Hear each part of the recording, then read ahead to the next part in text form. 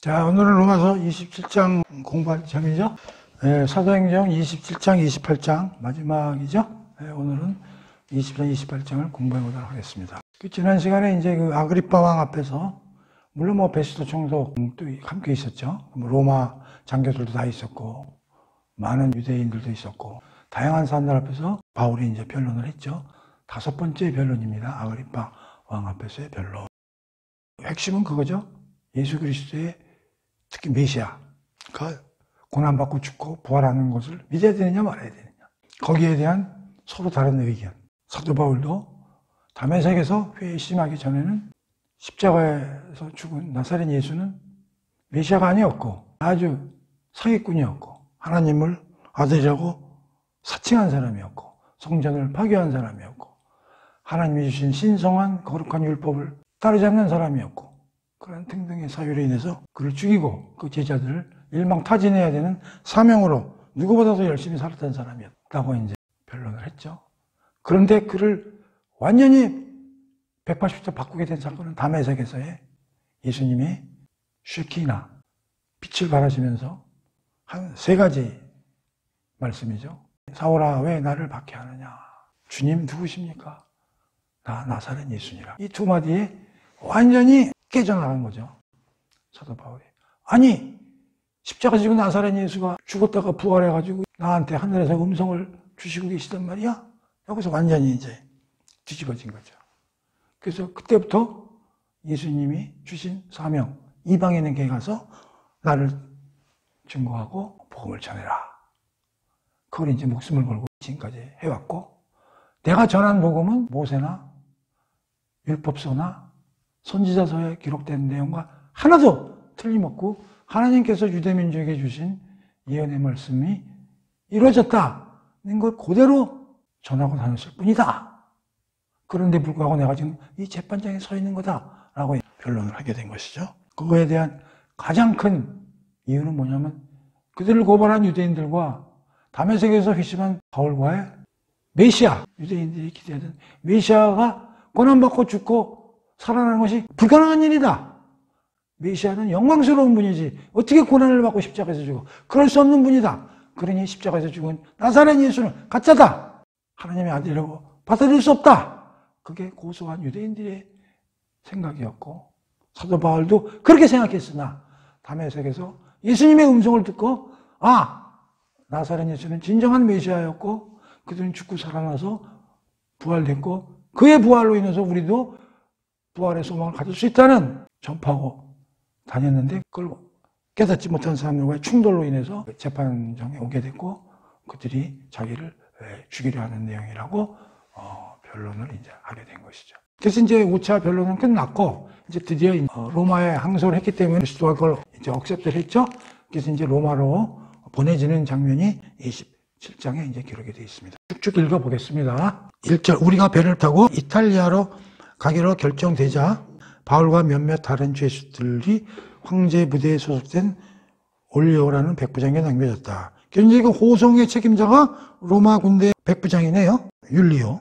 그러니까 바울이 혼자 가는 게 아니라 이제 다른 죄수들하고 같이 재판받으러 가는 거예요. 그 호송의 책임자가 율리오. 우리는 아드라 무테노라 하는 항구 도시에서 온 배를 탔다. 이 배는 아시아 지방의 해안을 따라 여러 항구를 들러 항해할 예정이었다. 우리 일행 중에는 데살로니가에서 온 마케도니아 사람 아리스타고도 있었다. 3절 다음날 우리는 시돈에 닿았다. 백부장 율리오는 바울에게 친절을 베풀어 배에서 내려 친구들을 찾아가서 필요한 것들을 공급받을 수 있게 허락해 주었다. 4절 시돈을 출발한 우리는 맞바람을 만났다. 그래서 항로를 벗어나 키프리소 섬을 바람막이 삼아 그 섬의 해안을 끼고 항해를 계속했다. 5절 우리는 길리기아와 밤밀리아 앞바다를 가로질러서 항해하여 루기아 지방의 무라에 닿았다. 6절 거기서 백부장은 이탈리아로 가는 알렉산드리아 배를 만나자 우리를 그 배에 옮겨 태웠다. 지금까지는 주로 가는 코스들 얘기인데 이건 우리가 크게 신경 쓸 일 없죠. 7절 우리는 여러 날 동안 아주 느리게 항해하여 간신히 니도 앞바다에 이르렀다. 그러자 심한 바람 때문에 더 앞으로 나아가지 못하고 그레타 섬을 바람막이 삼아 살모네 쪽으로 돌아서 항해했다. 8절. 그렇게 그레타 남쪽 해안을 따라 힘들게 항해하여 라세아 성에서 멀지 않은 아름다운 항구 곧 미항이라고 이르는 곳으로 들어갔다. 9절. 우리는 미항에서 여러 날을 머물러 있어야 했다. 금식하는 절기도 지났으므로 항해하기가 위태로운 시기였기 때문이다. 왜냐면 이 시기가 굉장히 그 날씨가 험하고 태풍, 강풍 이런 게 몰려오는 그런 시점이었던 것 같아요. 위태로운 시기라고 나와 있네요. 그래서 바울이 사람들에게 말했다. 여러분, 내가 보니 이대로 항해를 계속 하다가는 분명 재난을 당하게 될 것이요. 배와 화물뿐 아니라 우리의 몹신까지도 위태로울 것입니다. 이때 이제 사도 바울이 날씨도 이렇고 이대로 배를 타고 항해를 계속하면은 상당히 위험에 처할 수 있다고 얘기를 이제 했다는 것이죠. 11절. 그러나 백부장은 바울의 말을 듣지 않고 선장과 선주의 말을 더 믿었다. 백부장은 이제 호송 책임을 맡은 사람이니까 아무래도 지금 바울은 죄인의 이름으로 가는 사람 아닙니까? 그게 죄인의 말을 듣겠어요? 백부장이 선장과 선주의 말을 듣겠어요? 그러면 당연히 선장과 선주의 말을 듣겠지. 그러나 사실은 바울의 말을 믿었어야 되죠. 12절. 게다가 그 항구는 겨울을 나기에 적합하지 않았다. 선원들은 대부분 항해를 계속하여 베니스까지 가서 거기에서 겨울을 나자고 주장했다. 베니스는 그레타 섬에 있는 항구로 서남쪽과 서북쪽에 튀어있는 곳이었다. 선원들이나 선장은 항해를 좀 더 해가지고 베닉스까지 가서 겨울을 나는 게 좋겠다고 이제 얘기를 했다는 거죠. 그러나 바울은 이 지역이 겨울 나기가 부적합하더라도 지금 풍랑이나 이런 날씨를 봐서 그냥 이 지역에서 더 이상 항해를 안 하고 겨울을 나는 게 좋지 않겠냐 아마 이런 생각을 했던 것 같아요. 13절. 때마침 남풍이 순하게 불어오자 항해하기에 좋은 날씨로 보였다. 근데 마침 또 배를 타니까 날씨가 좋아졌네. 그러니까 선원들은 아우 그거 보세요, 날씨 괜찮다. 우리가 선택을 잘했네 이런 생각을 했다는 거죠. 닻을 올리고 미항을 떠나 그레타 섬 해안을 따라 항해 시작했다. 그러나 바트 14절. 얼마 지나지 않아 갑작스럽게 유레굴로라고 하는 폭풍이 거세게 휘몰아쳐 배를 바다 한 군데로 밀어냈다. 15절. 배는 폭풍에 휘말려 도저히 제대로 나아갈 수 없었다. 우리는 항해를 체념하고 바람이 부는 대로 배를 맡겨둘 수밖에 없었다. 16절. 배가 가우다라는 조그만 섬 뒤로 밀려들자 우리는 간신히 거룻배를 갑판 위로 끌어올릴 수 있었다. 17절. 선원들은 밧줄로 거룻배를 선체에 동여맸다. 그런데 그대로 가다가는 배가 모래톱에 처박힐지도 몰랐다. 그래서 선원들은 돛을 내리고 바람이 부는 대로 떠내려가도록 배를 그냥 내버려둘 수밖에 없었다. 18절. 이튿날 파도가 더욱 높아져서 우리가 몹시 시달리게 되자 선원들은 배에 실은 짐을 바다에 던지기 시작했다. 19절. 셋째 날에는 선원들이 자기들의 손으로 배의 장비마저도 다 바다에 내던졌다. 아마 무거우면은 파도에 배가 침몰할 것 같으니까 그 안에 있는 것들을 다 이제 내다버렸다는 그런 얘기네요. 20절. 며칠 동안 계속해서 해와 별도 보이지 않는 채 산원 폭풍만 거세게 휘몰아쳤다. 그래서 우리는 살아날 가망이 없다고 보고 완전히 소망을 잃었다. 야, 그러니까 이 태풍이 뭐 하루 이틀 온 게 아니라 그냥 수일에 걸쳐서 계속 그냥 일어났네요. 그래서 거의 뭐 우린 다 죽었다 이렇게 이제 생각할 정도로 굉장히 고생들을 많이 하고 있었네요. 21절. 게다가 우리는 여러 날 동안 아무것도 먹지 못하여 기진맥진한 상태였다. 먹을 것도 다 버렸는데 그때 바울이 선원들에게 말했다. 여러분, 내 말대로 그레타 섬으로 떠나지 않았어야 했어. 이미 바울이 얘기를 했죠. 항해하기는 좀 무리인 것 같다고 얘기를 했는데 근데 그건 바울 얘기고 율리오 그 백부장이 그 선장 말을 듣지 바울 말을 듣겠습니까? 그러나 바울의 말을 들어야겠었죠. 바울에게는 하나님과 성령께서 어떤 지시를 주셨기 때문에 이런 말을 했겠지. 22절. 그러나 이제라도 내가 여러분에게 당부합니다. 모두들 기운내죠. 근데 지금 이 상황에서도 내가 여러분들한테 할 얘기가 있다는 거죠. 바울이. 비록 배는 파괴되겠지만 여러분 가운데 누구도 목숨을 잃지는 않을 것입니다. 라고 이제 그들을 격려했다는 거죠. 23절, 24절. 그러면서 뭐라고 그러냐면 내가 어제 하나님을 꿈속에서 만났는데 하나님의 천사를 통해서 우리 모두가 함께 안전할 것이라고 얘기를 해주셨으니 걱정들 하지 말라고 그들에게 격려를 해줬다는 거죠. 그래서 중요한 게 뭐가 있어요? 여기 이걸 봅시다. 24절 중반에 너는 틀림없이 황제 앞에 서서 재판을 받게 될 것이다. 이거를 하나님이 천사를 통해서 말씀을 주셨다는 거죠. 다시 말하면 여기서 또 우리가 알 수 있는 게 뭐냐면 바울이 로마에 가서 재판을 받게 된 것은 누가 일을 하시고 계시더니 가능한 거예요? 하나님이 일을 하시고 계시다는 사실을 우리가 명확히 이해해야 된다. 그런 얘기예요. 25절 그러므로 여러분 용기를 가지십시오. 나는 하나님을 믿습니다. 하나님께서 내게 일러주신 그대로 모든 것은 다 이루어질 것입니다. 26절 이제 우리는 어떻게 해서든지 어느 섬에 닿게 될 것입니다. 27절 우리가 아드리아 해에서 폭풍에 이리저리 떠밀려 표류한 지 19일째 되던 14일이네. 14일 동안 그 풍랑에 휩쓸려 다녔구만. 19일째 되던 날 밤이었다. 한밤중에 선원들은 어떤 육지가 가까이 온 것을 느꼈다.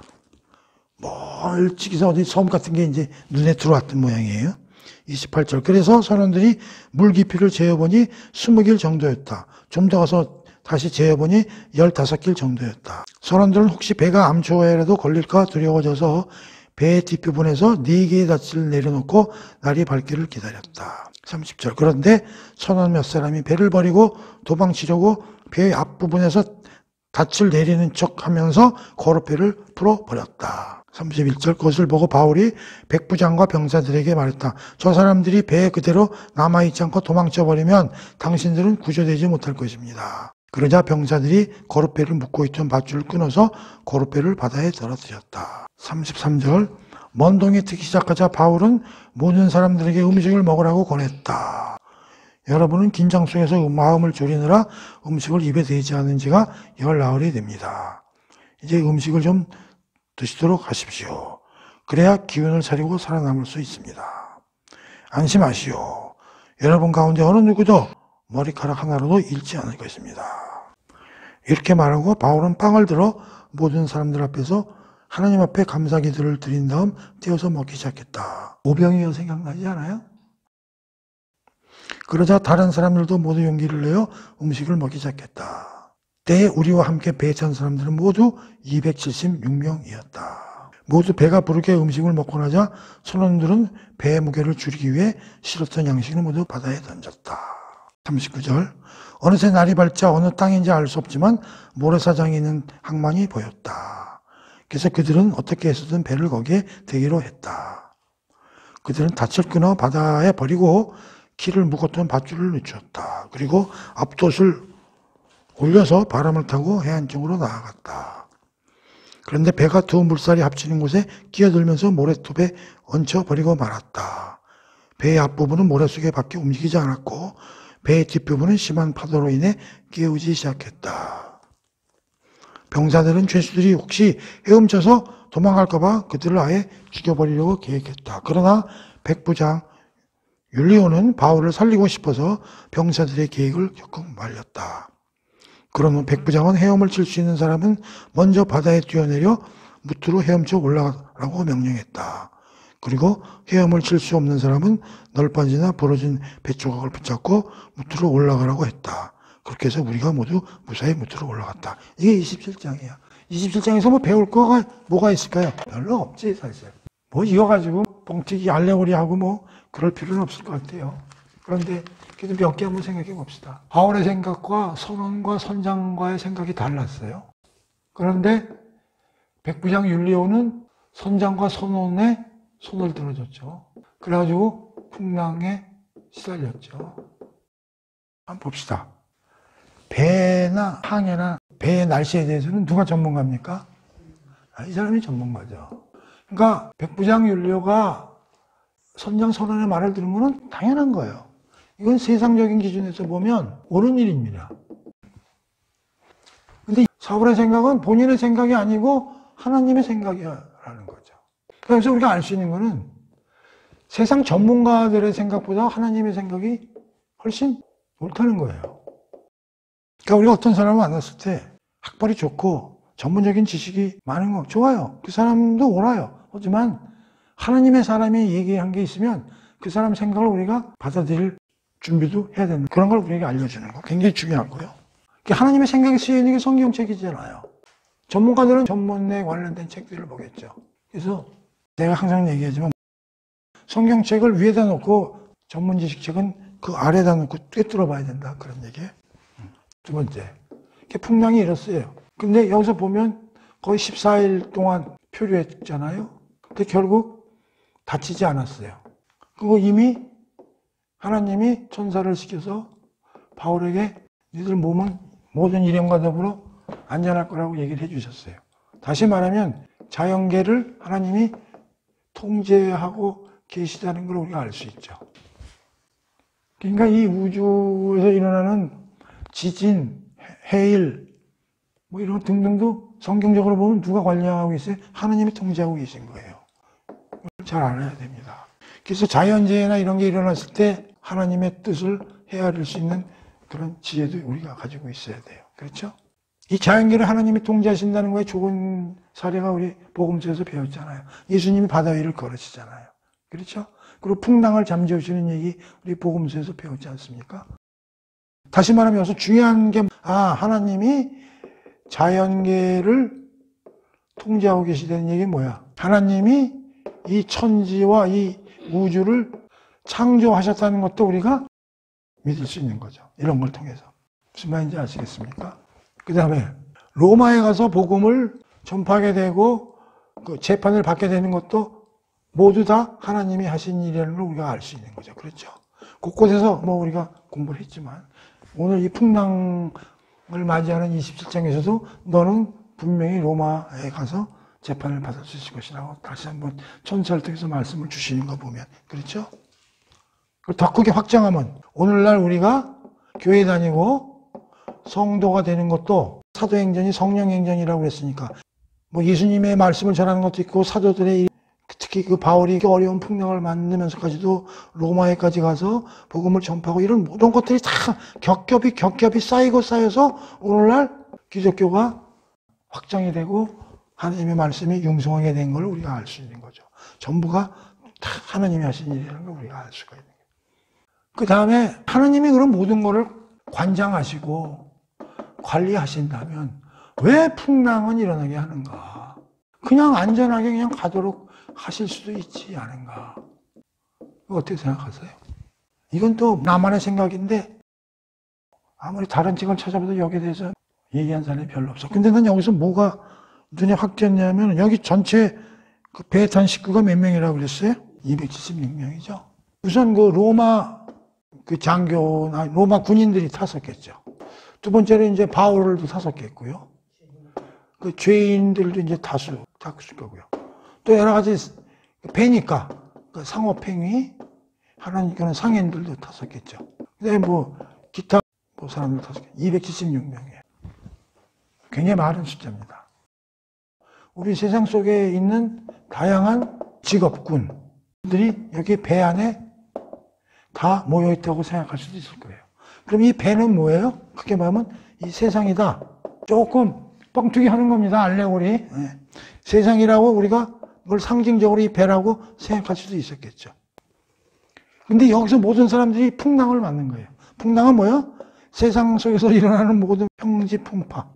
세상은 이렇게 열나올째 태풍 속에서 앞날을 예측할 수 없는 죽을 수도 있는 이러한 일들이 일어나고 있는 거가 이 배가 지금 처한 상황이죠. 이들은 우리가 공부했지만 다 죽을 것까지도 상상을 했던 거죠. 그때 일어나서 격려를 준 사람이 누구예요? 사도 바울이죠. 크리스찬이죠. 우리 크리스찬은 이 세상 속에서 이 어려움이 있을 때 누구보다도 다들 절망하고 있을 때 나타나서 하나님의 뜻을 가지고 격려하고 그들에게 소망을 줄 수 있는 사람이 돼야 되죠. 크리스찬인지 그런 역할을 해야 된다고요. 사도 바울과 같이. 그런 생각도 좀 드시죠. 그리고 이 276명이 모두 다 섬으로 28장에 나오지만 올라가서 생활을 합니다. 거기서 사도 바울이 엄청난 기적을 일으키는 일들이 벌어지거든요. 그럼 이 사람들이 사도 바울을 통해서 하나님의 사람이 어떤 사람이고 하나님을 믿음으로써 어떤 일이 벌어지는가를 목격합니다. 누가? 276명이. 다시 말하면 하나님은 이 풍랑 사건을 통해서 이 276명의 다양한 족속들에게 하나님이 누구고 복음을 사도 바울에 전파할 수 있는 또 기회가 열린 겁니다. 그래서 나는 5차 변론으로 사도 바울이 끝나지만 앞으로 섬에서 이제 어떤 일이 벌어지는데 여기서 또 사도 바울의 복음이 전파되는 걸 우리는 또 공부하게 됩니다. 그리고 로마 안에 들어가서 또 복음을 전파하게 됩니다. 그러니까 나는 6차, 7차 이렇게 연결된다고 볼 수도 있는 거예요. 그렇죠? 이 단순한 사건 하나에서도 우리가 배울 수 있다. 물론 이건 내가 알레고리 해가지고 약간 뻥튀기 해가지고 좀 한 겁니다. 내가 얘기한 게 뭐 다 진실은 아니고요. 아, 나는 이런 사건을 보면서 이런 생각이 들더라 하는 걸 여러분에게 말씀드리는 거예요. 그러니까 여러분들도 이걸 읽으면서 각자 한번 상상의 날개를 펴고 바울이가 나라고 생각도 해보고 이 배가 세상이라고 한번 생각도 해보고 이 배 안에 탄 사람들이 각양각성의 사람들이라는 생각도 한번 해보고 이 풍랑 치는 데서 하나님이 하신 일도 한번 생각해보고 여러분들이 얼마든지 생각할 수 있다고.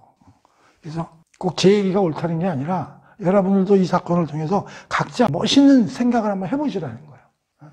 하나님은 어떤 생각을 하시고 사도 바울은 어떤 생각을 했고 이 군인은 어떤 생각을 했을 거고 사후에 군인들은 아, 내가 사도 바울의 말을 믿었어야 되는구나 그런 생각을 하겠지. 앞에서는 사도 바울의 말을 따르는 게 이상한 거야. 근데 풍랑이 일어나고 죽을 때가 되고 이제 섬에 올라가가지고 안정이 됐을 때 아마 그 백부장은 그 생각을 야 그때 사도 바울의 말을 들었어야 되는구나. 근데 그 사람도 생각하겠지. 아 사도 바울은 백군이 아닌데 이 바다에서 일어나는 건 어떻게 알았을까? 아 근데 저 사람은 하나님의 사람이었구나. 야 그러면 하나님의 사람의 말도 들을 만한 가치가 있네. 이런 걸 배웠을 거라고. 누가? 율리오 백부장이. 그러니까 그런 생각도 해보시고 나는 이 사건에서 어마어마한 생각을 많이 해볼 수 있다고 생각하는 거예요. 그러니까 나는 이제 요 정도만 얘기를 할 테니까 더 풍부하게 많은 생각들을 해보셔라 하는 걸 말씀드리는 겁니다. 자, 그래서 27장은 요 정도 하겠습니다. 자, 그리고 이제 28장 하겠습니다. 마지막 장입니다. 대망의 마지막 장. 우리가 무사히 해변에 도착하고 나서야 비로소 그곳이 멜리데 섬이라는 것을 알게 되었다. 그러니까 멜리데 섬이라는 데 이제 상륙을 하게 된 것이죠. 섬에도 뭐 원주민 이런 사람들이 이제 살았겠네. 섬 사람들은 우리를 매우 친절하게 대해 주었다. 때마침 비가 내리고 날이 추웠기 때문에 그들은 불을 피워주면서 우리를 맞아 주었다. 바울이 마른 나뭇가지를 하나로 말하다가 불 속에 넣었다. 그런데 나뭇가지 속에 있던 독사 한 마리가 뜨거운 불 속에서 놀라 튀어나오더니 바울의 손을 착 달라붙었다. 섬 사람들은 이 독사가 달라붙은 것을 보고 서로 수군거렸다. 저 사람은 살인자가 틀림없다. 바다에서는 살아났지만 정의의 여신이 그 사람을 그대로 살려주지는 않겠구나. 이게 무슨 말이에요? 독사인데 물리면 살아날 길이 없어. 그러니까 이 섬에 사는 사람들이 독사가 사도 바울의 손을 무니까 저건 분명히 죽는다. 그렇다면 이 섬나라에 사는 사람은 하나님을 모르더라도 하늘이 죄를 받아서 일찍 죽으니까 저 사람은 정의로운 사람은 아니겠네 라고 생각을 했다는 거예요. 무슨 말인지 알아요? 그러나 바울은 그 뱀을 불 속에 떨어뜨렸고 아무런 상처도 입지. 근데 아무런 아픔도 못 느끼고 살아났어. 그러니까 이제 섬 사람들이 놀랬겠지. 섬 사람들은 바울의 몸이 이내 부어올라 당장 쓰러져 죽을 것이라고 기대했지만 아무리 기다려도 그런 일은 벌어지지 않았다. 그러자 그들은 생각을 바꾸어 바울을 신적인 존재라고 생각했다. 능히 그럴 수 있다고 생각하겠죠. 7절 해안 가까운 곳에서는 그 섬의 주장인 보블리오가 소유하고 있는 농장이 있었다. 그가 우리를 그리로 초대해서 4월 동안이나 친절하게 대접해 주었다. 그 섬의 주장이 이제 환대하게 이제 대접을 해줬다는 거죠. 그때 마침 보블리오의 아버지가 고열과 이질에 걸려 병상에 누워 있었다. 사도 바울이 가서 그 병을 낫게 해줬다는 거죠. 와, 또 인기짱이 된 거야. 이런 일이 생기자 섬 안에 있는 병자들이 암다투어 바울을 찾아가고 병자들은 모두 고침을 받았다. 이제 섬 안에 이제 병원이 하나 생긴 거나 마찬가지네. 아마 천막을 치고 많은 병자들을 사도 바울이 고쳐줬나 보네요. 섬 사람들은 우리를 극진히 대접해 줬을 뿐만 아니라 우리가 그 섬을 떠날 때 여행하는 데 필요한 온갖 물건들을 배에 실어주었다. 사도 바울이 섬에서 치유의 사역을 보여줬다는 거죠. 우리가 그 예수님의 사역에 대해서 teaching, 가르쳤다. preaching, 선포했다. 그 다음에 힐링했다. 근데 지금 그 바울은 고친 얘기만 나오죠? 네. 근데 나는 이것도 했을 거라는 생각이 드는 거예요. 안 나지만 그 섬의 사람들이 바울을 신적인 존재로 받들었다는 거 아니에요? 그거를 바울이 가만히 앉아서 그래 나는 신에 버금가는 사람이야 라고 해서 그 대접을 받을 리가 없죠. 그렇죠? 여기서도 복음을 전파했겠지. 티칭했겠지. 프리칭도 했고 예수가 누구고 진정한 신은 하나님밖에 없고 뭐 이런 거 다 가르쳤을 거야. 여기서도 복음 사역을 했다고 볼 수 있는 거죠. 자, 11절입니다. 이제 파산을 당한 지 석 달 후, 석 달 동안이나 이 섬에 머물러 있었네. 우리는 그 섬에서 겨울을 보내 알렉산드리아 배를 타고 다시 로마 항해 길에 올랐다. 이 배의 앞머리에는 디오스구로라고 하는 글자와 그 형상이 새겨져 있었다. 디오스구로는 여기 뭐라고 써있냐면 제우스의 쌍둥이 아들인 카스톨과 폴룩스를 가리킴. 이들은 항해의 수호자로 여겨졌어. 뭐 그렇게 중요한 건 아니고요. 우리는 수라구사 항구에 들러 거기서 사흘을 지냈다.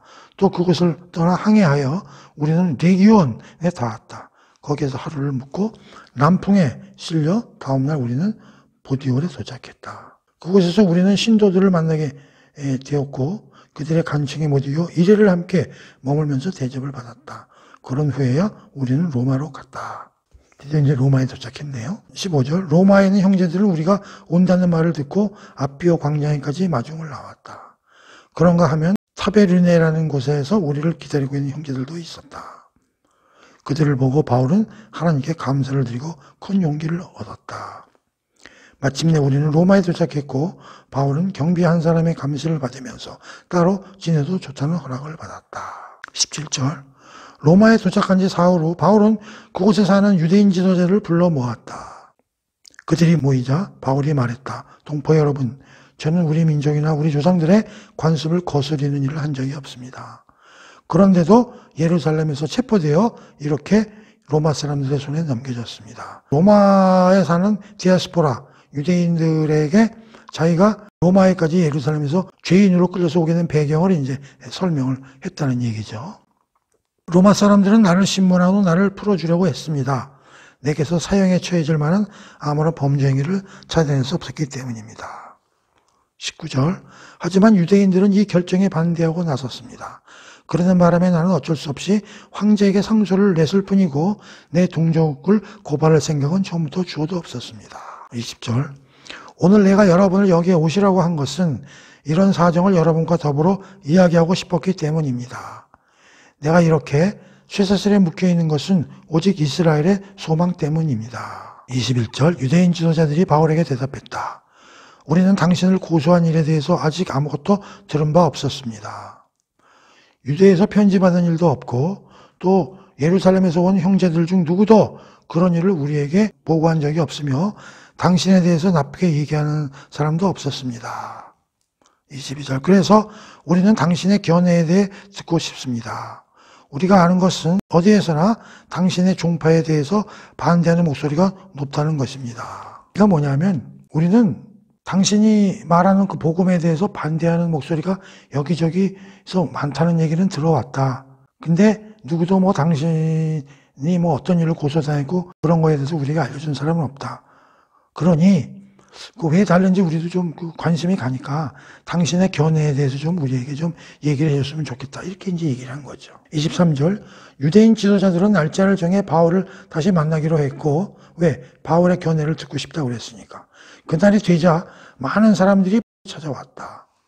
바울은 그들에게 하나님 나라를 설명하고 또 모세의 율법과 예언자들의 글을 통해 예수에 대해서 가르치기 시작했다.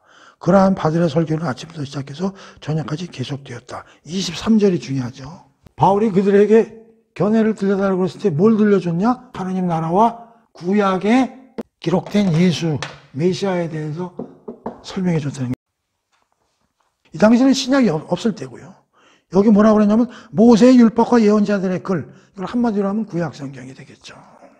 그 결과 더러는 바울이 하는 말을 믿었지만 더러는 믿지 않았다. 모든 사람들이 다 믿은 건 아니란 얘기예요.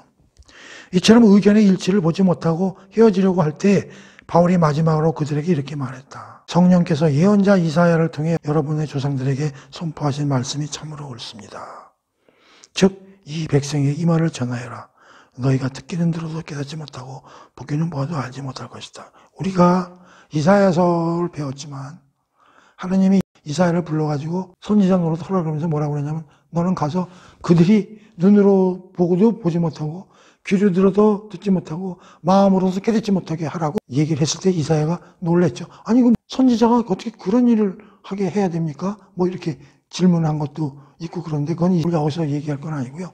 이사야서 6장에 가서 여러분들이 공부를 해보시면 그 이유를 알 수 있을 거예요. 그러니까 뭐냐면 하나님이 하시는 일은 쉽게 그걸 깨달을 수 있는 문제가 아니라는 거예요. 눈이 밝아지고 귀가 열리고 가슴이 열려야 되거든요. 그거 다 하나님이 하시는 일이에요. 어쨌든 27절 그것은 이 백성의 마음을 무디어줬기 때문이다. 그들은 귀가 먹고 눈이 감겨져 있다. 그렇지 않았다면 그들이 눈으로 보고 귀로 듣고 마음으로 깨달아 내게로 돌아왔을 것이고 그러면 내가 그들을 고쳐주었을 것이다. 28절 그러므로 여러분은 하나님의 구원이 이방 사람들에게로 갔고 그들은 그 말씀을 받아들이게 될 것이라는 사실을 알아야 할 것이다. 28절 한번 보세요. 그러므로 여러분은 하나님의 구원이 이방인들에게 갔고 그들은 그 말씀을 받아들이게 될 것이라는 사실을 알아야 할 것이다. 이게 굉장히 어려운 문제인데요, 사실은. 특히 이사야 선지자에게 하나님이 말씀하신 게 있어. 그들이 귀가 있어도 듣지 못하고 눈이 있어서 보지 못하고 마음이 있어서 깨닫지 못하게 하라. 언제까지 그렇게 할까요? 그런 질문도 해요. 그 얘기를 이제 여기 사도 바울이 한 거야. 자기를 찾아온 사람들한테. 그렇죠? 29절 바울이 이렇게 말하자 유대인 지도자들이 서로 심한 논쟁을 벌이다가 돌아갔다. 이렇게 돼 있죠. 근데 이제 우리가 로마서 9장, 10장, 11장을 이제 공부하게 되면 알 수가 있는데 이들이 귀가 있어도 듣지 못하고 눈이 있어도 보지 못하고 마음이 깨닫지 못하게 됐어. 그러니까 거부했다는 얘기죠. 이사야가 전한 말이라는 게 뭐야? 하나님 말씀이겠지. 거부했기 때문에 이게 누구한테 간다고? 이방인들에게 간다. 이게. 다시 말하면 이방인들에게 복음이 전하게 되는 어떤 일들이 벌어졌기 때문에 이방인에게 갔냐면 유대인들이 거부했기 때문에 그 말씀이 이방인들에게 갈 수 있었다고 얘기를 하고 그게 이사야서 선지자에게 한 얘기가 이거하고도 일맥상통하는 얘기다. 이게. 어떻게 보면 유대인들이 예수님을 안 믿고 구약 성경에 나오는 걸 아직도 받아들이지 못하고 있는 거는 이방인들에게 그 복음이 전달되게 하기 위한 하나님의 하나님 일단의 조치였을 수도 있다는 거죠.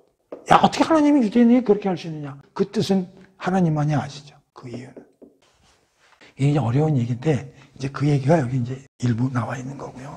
그러니까 유대인들이 귀를 막고 있는 것들이 이방인들이 복음을 전하게 된 하나의 큰 동기도 되고, 그와 같은 일을 하나님이 유대인들을 통해서 일을 하신 면이 있다는 것도 우리가 좀 믿기 어렵지만 이해를 해야 된다. 그런 얘기예요.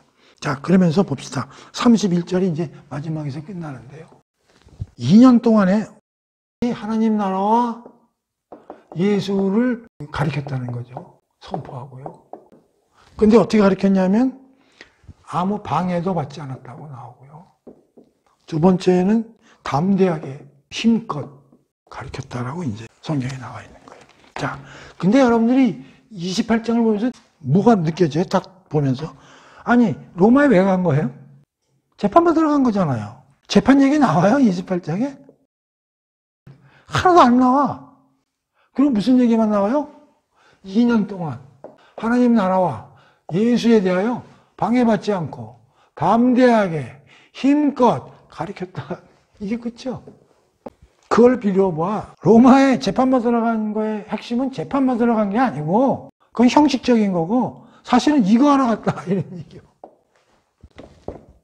그런 생각이 들잖아요. 그러니까 하나님이 사도 바울을 로마에 보내게 된 뒷면에는 이거 하기 위해서 보낸 거예요. 이거. 재판받으러 보낸 게 아니라고. 놀랍잖아요. 방해받지 않게 해주셨어요. 잡혀갔는데도 불구하고 셋집을 얻었다고 그랬잖아요. 그러니까 깜빵에 갇힌 게 아니라 자택구금된 것 같아. 그러니까 방해받지 않고 그 사람들이 들락달락하게 이제 허용을 받았다는 거죠. 복음을 전파하는데 방해가 있을 수 없는 거죠. 하나님 말씀을 전하는데 찝쩍거리는 게 있어서는 안 되는 거죠. 담대하게 누가 남의 눈치 보지 않고 열심히 철학이나 이런 거에 충돌되는 거 이런 거 관계 있지 않고 자기가 죄인이라는 신분을 잊어버리고 힘껏 자기 능력껏 가르쳤다는 거죠. 그것이 28장에서 마지막으로 되면서 뭔가 영원히 남는다면서 끝. 그래서 이제 뭐 여러 가지 신학자들이 또 여기에 대해서 뭐 이러쿵 저러쿵 하는데 제 생각은 그래요. 뭐가 더 있을 것 같은데 끝 하고 끝났을까? 그러니까 사도행전은 28장에서 끝난 게 아니라 잠시 중단됐다. 그 이후로 이 복음은 사도들은 다 죽었을 때 이제는 성도들에 의해서 성도행전으로 이행되고 있다. 그러니까 지금도 사도행전은 쓰여지고 있는 거예요. 누굴 통해서? 사도들이 아니라 성도들을 통해서 성도행전이 지금도 계속해서 이 세상에서 복음은 전파되고 있다는 거예요. 마태복음 28장에서 성부, 성자, 성령의 이름으로 모든 제자들이 땅끝까지 가서 제자를 삼아라. 세례를 주고. 그렇죠? 그게 이제 여기 연결되는 거예요. 성도행전에서. 그래서 사실은 성도행전을 이해하려면 이제 뭘 공부를 해야 돼요? 교회사를 공부해야 돼요. 이거 이후에 복음과 기독교가 어떻게 지금까지 확장이 됐고 어떻게 지금까지 우리 앞에 현실적으로 기독교가 어떻게 지금 전파되고 있는가. 그걸 연결한 게 뭐예요? 교회사죠. 여기에는 잘못된 일도 있고 잘된 일도 있고 미흡한 일도 있고 여러 가지 교회사에 복잡하고. 그런데 그게 다 누구에 의해서 이제 만들어진 거예요? 성도들에 의해서. 성도행전이 지금도 일어나고 있다. 그러니까 우리도 사도행전에서 성도행전에 우리도 일익을 담당하고 있는 일을 하고 있는 것이죠. 어떤 일을요? 이렇게요. 하나님 나라와 예수에 관해서 방해받지 않고 담대하고 힘껏 가르치고 선포하는 일을 해야 된다. 그런 얘기죠. 여기서 하나님 나라와 예수 중요합니다. 다시 말하면 사도 바울이 구약을 가지고 설명을 한 거거든요. 그러니까 우리가 구약 성경을 읽으면서 하나님 나라와 예수를 발견하지 못하면 헛익는 겁니다. 그러니까 모세와 선지자들의 예언이라는 게 구약 성경을 얘기하는 거거든요. 그걸 써놓은 게 구약 성경이니까. 사도 바울이 여기서 하나님 나라와 예수에 관한 걸 찾아서 가르치고 힘껏 선포했다는 얘기니까. 우리도 구약 성경을 보면서 여기서 뭘 어떻게 읽어야 되나? 그런 생각이 들 때 너무 길고 그러니까 하나님 나라하고 예수, 메시아, 그리스도가 이게 어떻게, 물론 그리스도에 대해서는 아직 오기 전 얘기니까 하나님 나라도 아직 완성되기 전이니까 그런 게 여기 어떻게 예언이 돼 있고 그 선지자들에 의해서 어떻게 말씀이 전해졌는가를 찾을 수 있는 능력이 있어야 된다. 그런 얘기예요. 자, 그래서 이제 오늘부로 사도행전을 끝을 냅니다. 좀 시간이 오래 걸렸죠? 그래도 20장까지는 좀 열심히 우리가 했어.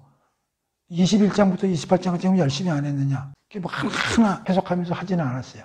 21장에서 28장까지 예루살렘에 도착해서 쭉 이제 로마로 올라가는 것까지는 5번의 변론이 기록되어 있는 거죠.